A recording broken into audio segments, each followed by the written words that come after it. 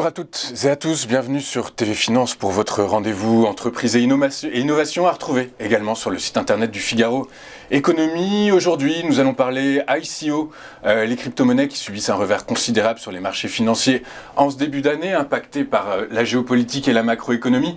Mais dans cet environnement, l'intérêt pour cet actif ne se dément pas et les projets qui ont du sens sont toujours à scruter avec attention. C'est pourquoi j'ai le plaisir de recevoir sur notre plateau aujourd'hui le CEO et le CFO de Kemet Buy Group. Kemet Buy Group qui est actuellement en V2 de sa levée de fonds auprès d'investisseurs. Monsieur Etouguet, vous êtes le CEO de Kemet Buy Group. Vous êtes actuellement investisseur en fonds propres sur les crypto-monnaies. Vous êtes accompagné de Monsieur Pical, Antoine Pical. Vous êtes le CFO de Kemet Buy Group. Ancien, vous nous venez d'un family office à Paris.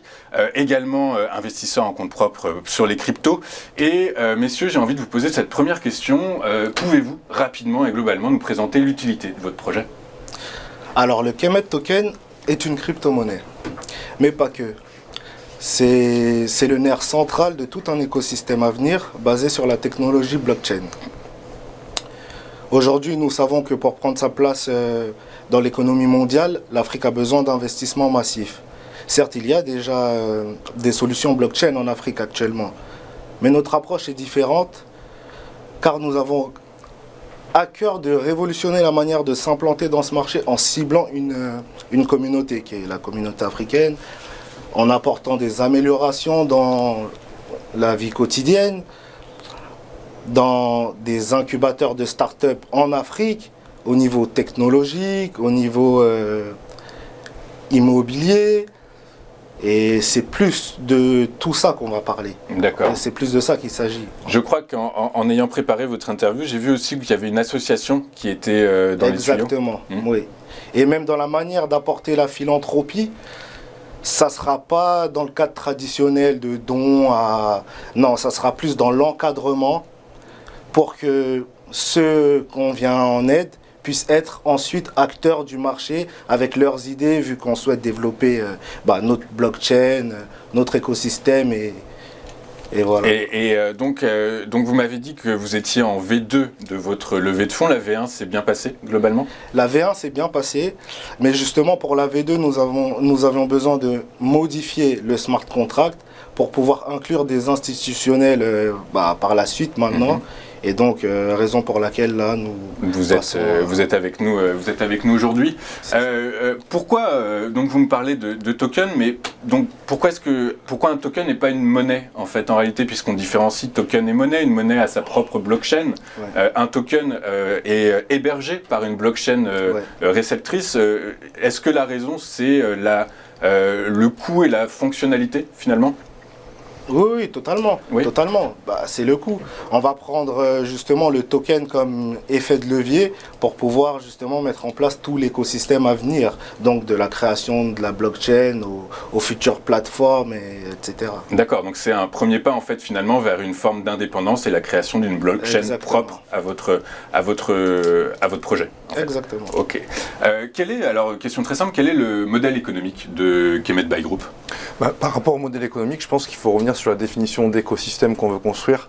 C'est-à-dire qu'on va permettre à nos parties prenantes, via des actifs numériques, de participer à un développement et à la croissance de l'Afrique, que ce soit dans des startups, dans des incubateurs et via des projets caritatifs à travers la philanthropie, et se diversifier leur portefeuille aussi sur des actifs numériques qui seront décentralisés par la suite. D'accord, très clair. Quel est dans ces cas-là, quel est le hard cap que vous avez défini? Alors on ne va pas parler de soft cap ni de hard cap, mais plutôt d'objectifs de levée de fonds. Et à terme, avec cette émission d'actifs numériques, on aimerait financer à terme notre propre blockchain pour vraiment avoir une indépendance technologique et financière qui sera totale. Ok, d'accord, très bien. Et donc finalement, quel est cet objectif dont vous parlez? Est-ce que vous l'avez défini encore on aimerait vendre à terme, durant l'ICO à peu près 30% de la supply qui vont être vested sur à peu près 3 ans pour assurer la stabilité du projet de par nos investisseurs et notre wallet team qui sera bloqué nous pendant 10 ans. D'accord. Et donc combien de tokens sont créés? Donc par rapport à la rareté et à la valeur du Kemet, on va émettre 100 millions d'unités qui ne pourront pas être créées par la suite. D'accord. Et c'est en fait pour comprendre la valeur, il faut comprendre la rareté d'une crypto-monnaie. Plus c'est rare, plus c'est cher. Voilà, plus ça plus vaut, c'est rare, plus plus c'est cher. ça vaut de l'argent. Exactement. Le principe d'offre et de demande, en fait, tout simplement. D'accord. Et est-ce qu'il y a une durée minimale de détention finalement? Alors oui, pour s'assurer de la stabilité du projet, on a choisi donc de définir une stratégie qui s'appelle le vesting. En fait, tous nos investisseurs ils ont eu l'occasion d'acquérir en fait à un prix faible une large quantité d'unités. Et donc à sa mise au marché à $1, qui seront déjà tous en bénéfice. On est en dollars du coup? On est en dollars, bien sûr. On va leur donner la possibilité de recevoir 10% de leur bague en entité en entier. Et ensuite les 90% sont vraiment sur du long terme. C'est-à-dire avec les 10%, on va pouvoir récupérer du bénéfice court terme.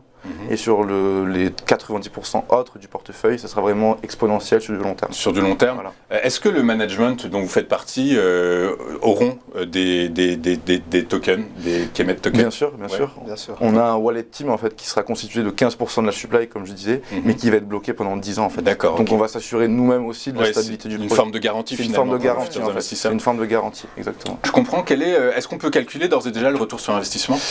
Alors en fait, les investisseurs qui vont participer à la ICO, donc au créneau qui sont de 25 centimes, 50 centimes, 75 centimes, à la mise en introduction au marché à $1 seront techniquement tous en bénéfice mécaniquement en fait. D'accord, ok. Ah, mécaniquement, oui, mais ça sur une durée très courte finalement. Est-ce que sur le long terme dont vous nous parliez à l'instant, le retour sur investissement restera également positif? Je suis assez confiant, je pense qu'il sera exponentiel. Il sera exponentiel. Avec le développement des technologies en Afrique. Je pense que la technologie se déplace par vague aussi. Alors par vague, mais les mouvements ne sont pas identiques par continent. On parle de cycles en fait en crypto-monnaie tout simplement. Il y a des cycles très acheteurs, d'autres très baissiers où les gens récupèrent des bénéfices. Il faut fonctionner par cycle, je pense. D'accord. C'est très important. Très clair, effectivement. On reviendra sur ce point juste après. Quel est le sous-jacent que vous avez retenu sur le Kemet Token? Donc par rapport au sous-jacent, déjà on va passer par la blockchain de Binance, la Binance Smart Chain, qui est un incubateur de projets DeFi. Et donc on a le choix de se lancer avec le BNB, le Binance Coin, qui est exposé à la volatilité du marché. Donc dans le bon sens du terme comme dans le mauvais sens du terme.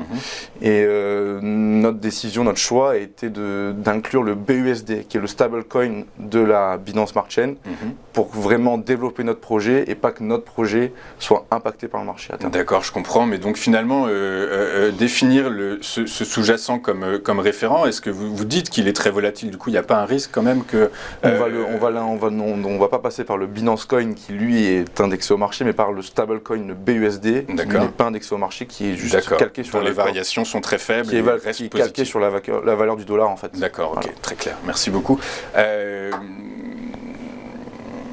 On va passer je dirais un peu à la macro, puisqu'il y a beaucoup d'inconnus sur le marché des cryptos actuellement. L'interdiction, alors beaucoup d'inconnus dans la valeur future des cryptos. L'interdiction du minage en Chine qui est établie, la Russie qui commence à se poser la question, Washington qui se pose la question de savoir si ils vont réguler ou pas le marché des crypto-monnaies. Alors, ils vont effectivement le réguler, mais dans quelle mesure, on se pose la question. La hausse des taux a impacté à la baisse le cours des cryptos. Est-ce que, messieurs, c'est le bon moment de se lancer sur le marché de la crypto-monnaie? Alors, il faut comprendre comment ce marché fonctionne.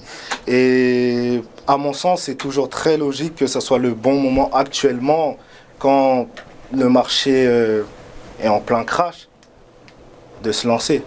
Oui, c'est sûr, je comprends, parce qu'effectivement, on récupère à moindre coût quelque chose qui vaudra plus cher. C'est peut-être dans ces moments-là, d'ailleurs, qu'il se présente le plus d'opportunités, en fait, clairement. Exactement. On est sur un niveau de prix qui représente le Bitcoin l'année dernière à 30-40 000 $. Ça peut être exponentiel, je pense. Oui. C'est possible également. Du coup, alors vous nous avez parlé très rapidement de cette fondation en Afrique. Même si, je pense avoir la réponse, mais donc votre projet, l'approche est finalement plus financière ou philanthropique? Ça va de pair. L'un ne va pas sans l'autre parce que, comme je vous ai dit, dans notre manière d'apporter la philanthropie, c'est l'encadrement le suivi qui va être fait, va permettre aux personnes auxquelles on vient en aide de pouvoir réintégrer le marché par derrière. Donc en soi, les investisseurs seront toujours gagnants, on va dire, dans un sens, et la philanthropie opère aussi. Okay. Donc pour moi, l'un n'empêche. L'un ne va pas sans l'autre, en fait, finalement. On est en train d'arriver au bout de votre interview très rapidement. Si des investisseurs sont intéressés, comment est-ce qu'ils peuvent se manifester, entrer en contact avec vous? sur la boîte mail du groupe, kemetbygroup@gmail.com, où ils peuvent nous retrouver aussi sur Instagram, kemet.tech, et nous avons aussi le Telegram, qui retrouveront sur l'Instagram et le Twitter. Ok, également. très clair. Parfait, super, merci messieurs d'avoir été avec Merci nous à ce vous. matin. Je rappelle que vous êtes CEO et CFO de Kemet by Group, donc, qui est en pleine ICO, en V2, et qui cherche des investisseurs institutionnels pour porter son projet tant philanthropique que financier. Je vous remercie d'avoir été avec nous, je vous souhaite une bonne journée. Je rappelle que vous pouvez retrouver cette interview sur notre site internet www.tvfmedia.fr et sur le site internet du Figaro Économie. Bonne fin de journée, au revoir.